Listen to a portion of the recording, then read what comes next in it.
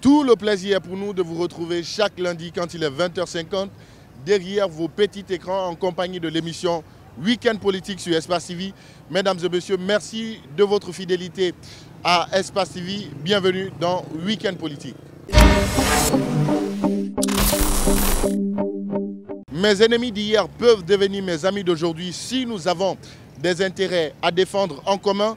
Eh bien, c'est ce qui se passe. Le mariage entre l'UFDG et le RPG Arc-en-Ciel, qui l'aurait cru?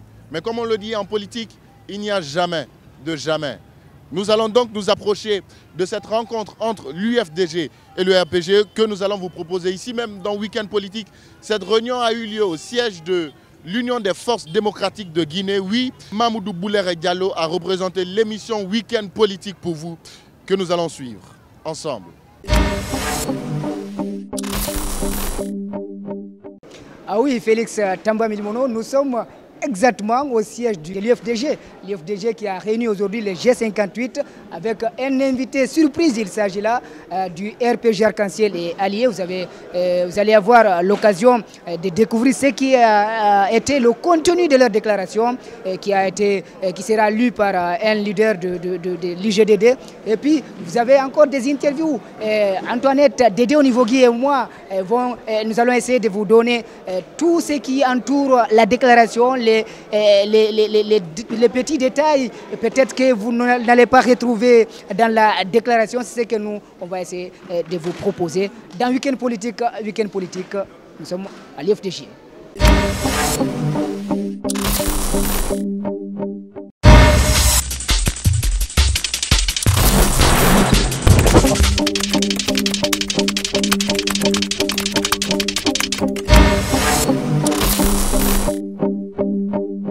G58, RPG Arc-en-Ciel et Alliés se sont réunis ce 11 mai 2022 en vue d'examiner la situation sociopolitique du pays, notamment l'adresse à la nation du 30 avril 2022 du président de la transition qui fixe la durée de la transition et prévoit son enterrement par le CNT.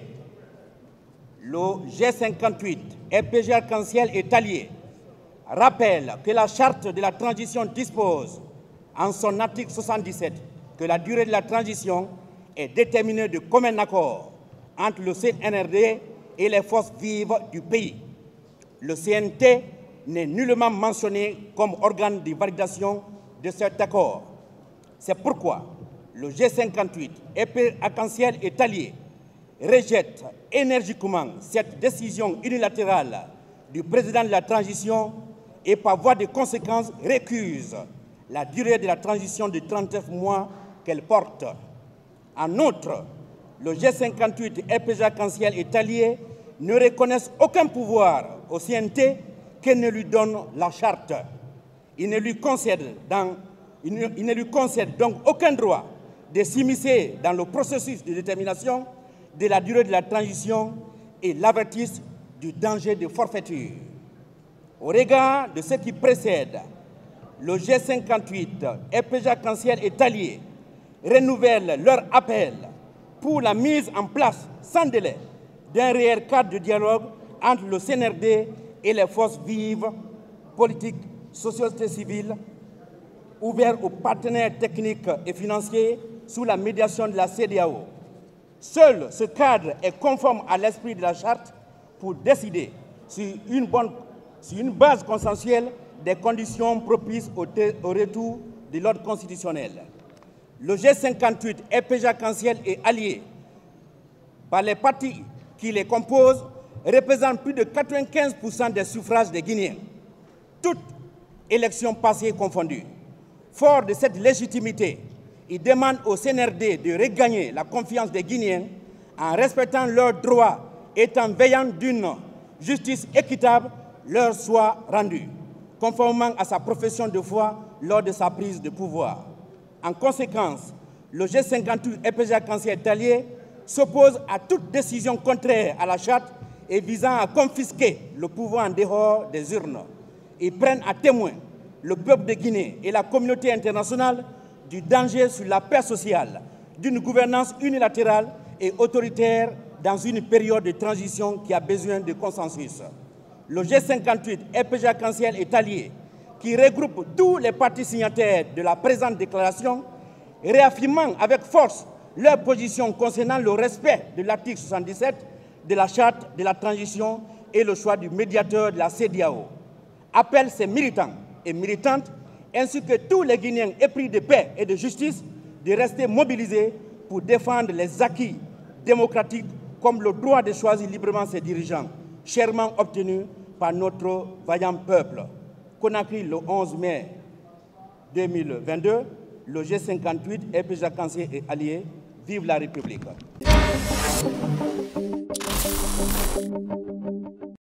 Vous savez ce qui est bizarre dans cette interview? Non, je ne sais pas. C'est interviewer le RPG au siège de l'UFDG. C'est quoi le côté bizarre? Oui, c'est parce que je viens de finir avec quelqu'un qui me dit exceptionnellement le RPG. Moi, c'est que vous êtes toujours là, vous signez toujours des accords. Peut-être parfois pour être en désaccord. Hein.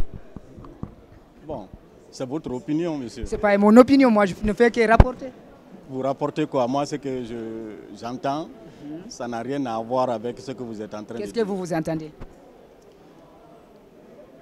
Ce que vous avez vu, nous sommes au siège de l'UFDG et compte tenu de la situation, on s'est retrouvés là pour échanger et apporter ce que nous pensons être la solution. Qu'est-ce que vous avez préconisé? Qu'est-ce qui doit être la solution pour sauver la transition? Tout est contenu dans la déclaration qu'on vous a lue tout à l'heure. Je n'ai pas besoin, moi je vais juste avoir une analyse, pas la lecture, pas tout le contenu. Oui, mais quelle analyse vous voulez? Vous venez de le dire, il y a une situation qui vous oblige d'être là parce qu'il y a quelque chose qui ne va pas sûrement. La situation ne nous oblige pas, la situation nous interpelle.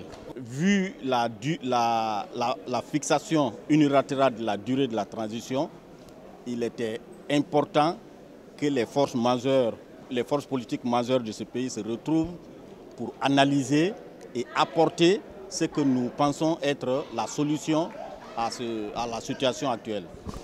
On sait que chaque parti est indépendant ici. Est-ce que vous avez parlé des problèmes qui minent le RPG? Je vais parler des poursuites engagées contre Alpha Condé et 26 de ses ministres et d'autres leaders, d'autres caciques du RPG qui sont en ce moment à la maison centrale. Est-ce que vous avez parlé de ça?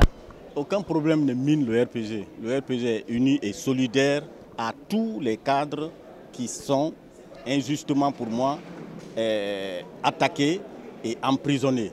Okay. C'est ça, oui. Et les poursuites annoncées contre le président et 26 autres ministres de son gouvernement? Oui, mais nous espérons que la justice est indépendante. Donc nous allons voir, on voit la progression du processus, on verra. Donc vous n'avez pas parlé, vous n'avez pas fait cas ici? Mais nous ne sommes pas venus pour ça, nous sommes venus pour la durée de la transition, j'ai été déjà très clair. Voilà. Et quelle a été la proposition pour vous ici? Ce qui a été proposé par l'ensemble, accepté par l'ensemble, c'est ce qu'on vous a livré dans la déclaration. Il est difficile d'avoir quelque chose avec vous, hein? Qu'est-ce que vous cherchez avec moi? Vous dites dites, c'est vous aujourd'hui, vous êtes sur le plateau. Mais je suis sur le plateau, mais vous voulez que je dise quoi? Je ne peux que dire ce qui a été fait, je ne vais pas sortir de ça. D'accord. Merci. Merci beaucoup. Merci. On était là avec le RPG Arc-en-Ciel. Ça a été vraiment un peu compliqué, mais c'est la politique. On ne peut pas se contenter que de ça, nous voulons aussi avoir les non-dits. Tout n'a pas été dit dans la déclaration, M. Fodous Fofana. Tout a été dit dans la déclaration. Nous avons été très clairs. Le contenu de la déclaration a été discuté avec tous les partis politiques. Donc contentez-vous de ça. Je pense que si vous n'avez pas de copie, on va vous donner une copie de la déclaration. Bon, c'est pas de la copie de la déclaration, nous avons besoin de non-dits.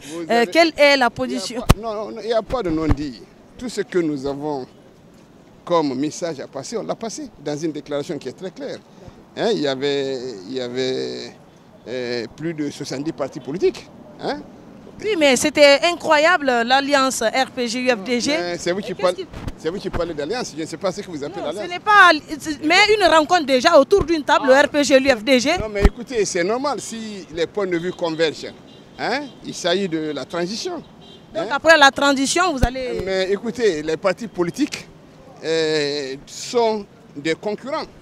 Hein? Il va arriver un moment, lorsqu'on aura la date des élections, à partir de cet instant-là, chacun pour soi, Dieu pour tous. Donc vous allez vous unir pour combattre la junte au pouvoir. Je ne sais pas qu'est-ce que vous appelez combattre. On ne combat pas. On est en train de passer un message, notre point de vue par rapport à la transition. Oui, mais les non-dits, est-ce que les manifestations sont annoncées en coulisses? On ne sait pas. Honnêtement, je ne sais pas ce que vous appelez les non-dits. On n'a pas de les non-dits, ce qui n'a pas été dit à la presse. Mais écoutez, il n'y a pas de non-dits.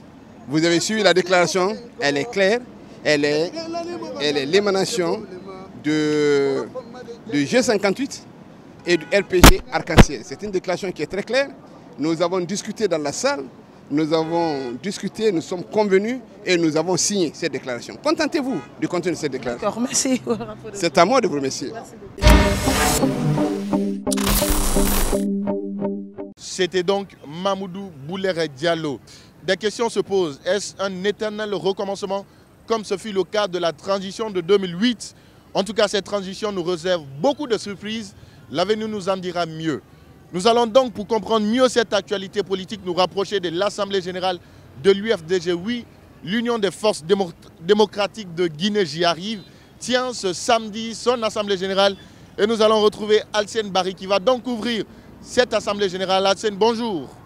Bonjour Félix, bonjour à tous. Si beaucoup pensaient que l'Assemblée générale de l'UFDG n'aurait pas eu lieu ce samedi, les cadres ont insisté pour maintenir cette Assemblée générale.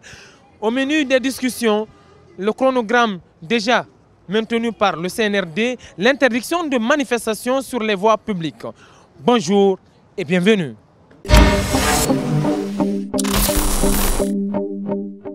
Monsieur le vice-président Kanimoru Yassani, bienvenue.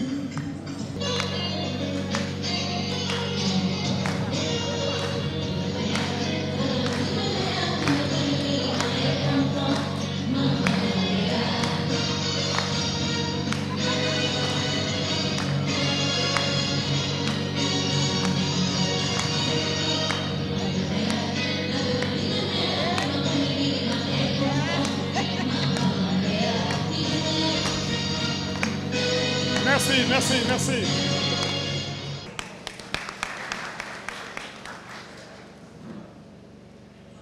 Le discours ne sera pas long.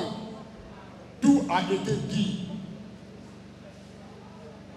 L'UFDG est un parti rassembleur, un parti de rassemblement. Nous sommes prêts à dialoguer même avec le diable. Si c'est pour l'unité de la Guinée, si c'est pour la démocratie, si c'est pour le bonheur des Guinéens, nous sommes prêts à dialoguer même avec le diable.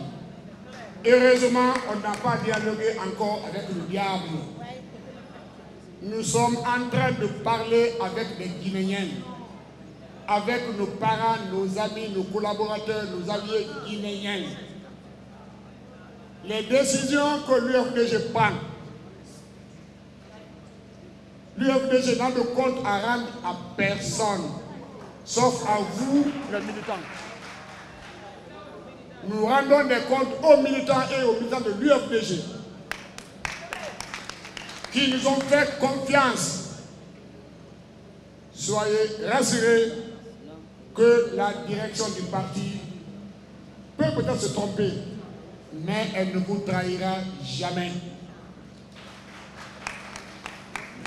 Retenez une seule chose. Nous n'oublierons jamais les victimes de l'UFDG. Les victimes de l'UFDG, les victimes de la Guinée, pas seulement l'UFDG. Il y a eu des victimes à Zogota, à Womé, à Zerkoué, à Conakry, à Galapay. Ces victimes-là ne seront véritablement réhabilitées que lorsque l'UFDG sera au pouvoir. On ne peut plus réveiller les morts, mais il faut quand même les réhabiliter. Il faut réparer le tort. Depuis 2009, l'affaire du stade, vous n'avez pas encore oublié.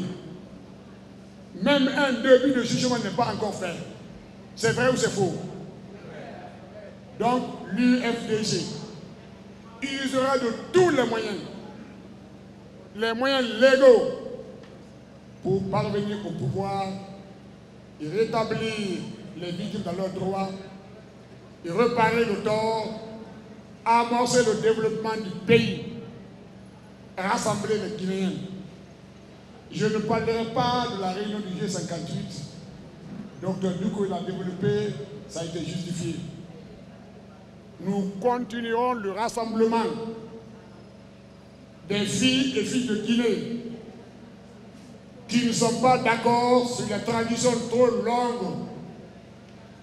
Ceux qui ont accepté les transitions trop longues, nous allons essayer de les convaincre qu'ils ont tort.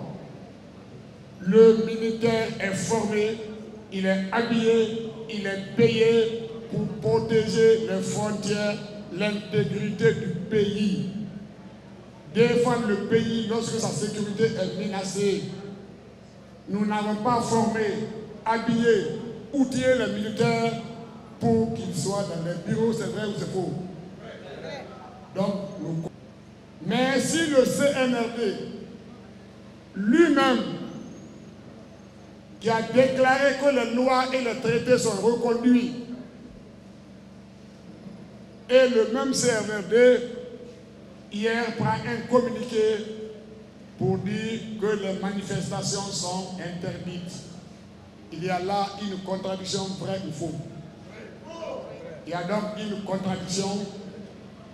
Nous invitons, nous demandons au CNRD de revoir les lois et les copies de ces lois, les traités qui prévoient le droit aux manifestations pacifiques.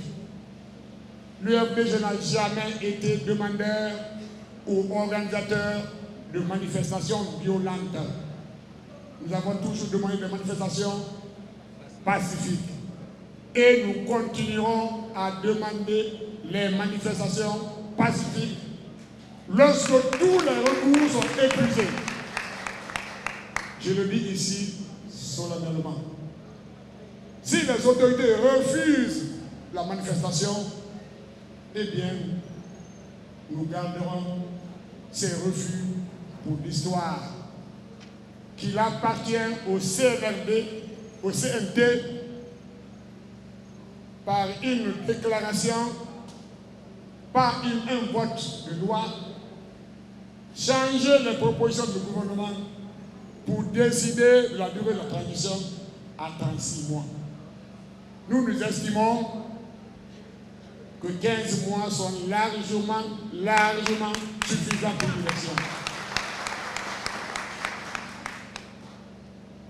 La loi fondamentale, qui est la Constitution, même si on doit la réécrire, on ne parle pas d'une page vierge, on ne parle pas de néant.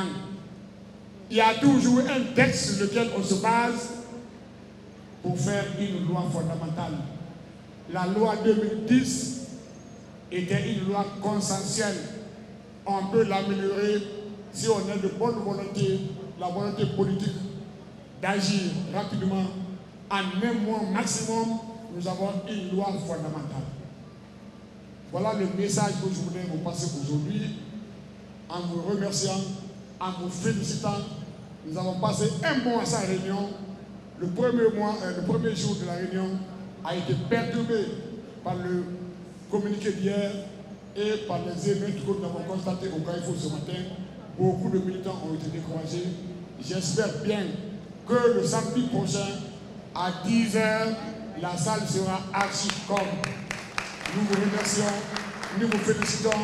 Que Dieu garde le l'UFDG, que Dieu garde son président, qu'il donne la bonne santé et qu'il donne la victoire. Merci.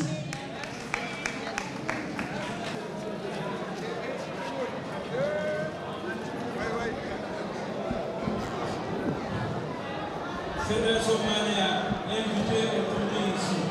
Tous les fédérations de Mania, tous les membres de l'UFDG de Mania. Pardon.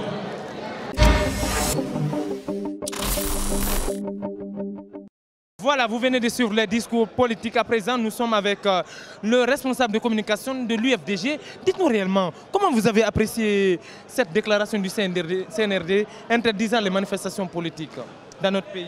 Écoutez, d'abord, nous notons que le colonel président apparemment n'a pas tiré les leçons du passé. Lui qui pourtant avait invité les Guinéens à éviter de commettre les erreurs du passé.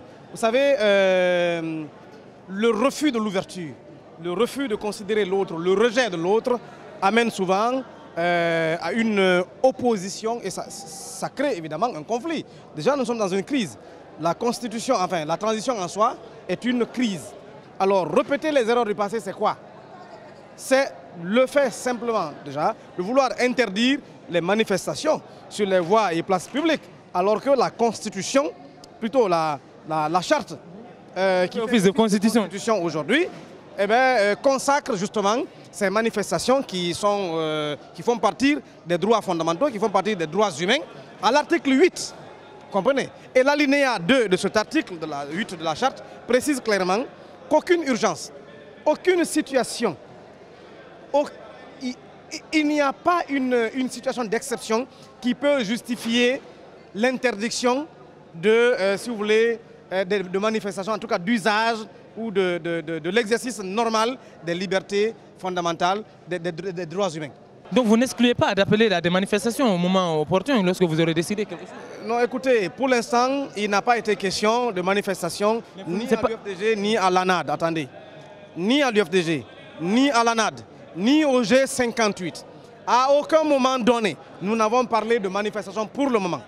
Nous nous sommes contentés d'appeler nos militants et sympathisants à rester mobilisés et d'attendre les consignes. Maintenant, il y a plusieurs actions à mener. Vous savez, nous n'excluons pas de saisir la Cour suprême, par exemple, comprenez, pour se prononcer sur l'inconstitutionnalité de la résolution qui a été rendue par le CNT en violation de l'article 77 de la charte qui fait office de constitution. Ouais. C'est après l'usage de toutes les voies de recours, lorsque ça ne marchera pas, que nous n'excluons pas, bien entendu, de recourir à la rue. Ce qu'on ne peut pas empêcher ou interdire, ce n'est pas possible. Nous avons fait une proposition plusieurs mois avant que les autres n'en fassent. Et donc nous avons rappelé simplement de consulter notre mémorandum parce que nous n'étions pas prêts à nous contredire. Et donc le chronogramme que nous avons déjà soumis reste le même. Donc dire que nous n'avons pas proposé est une absurdité. Deuxième chose que je vais relever, vous ne pouvez pas dire que vous avez pris en compte toutes les propositions et dire que vous avez eu des propositions allant de 18 mois à 59 mois, alors que deviennent les propositions de l'ANAD, de l'UFR et du modèle qui sont de 15 mois.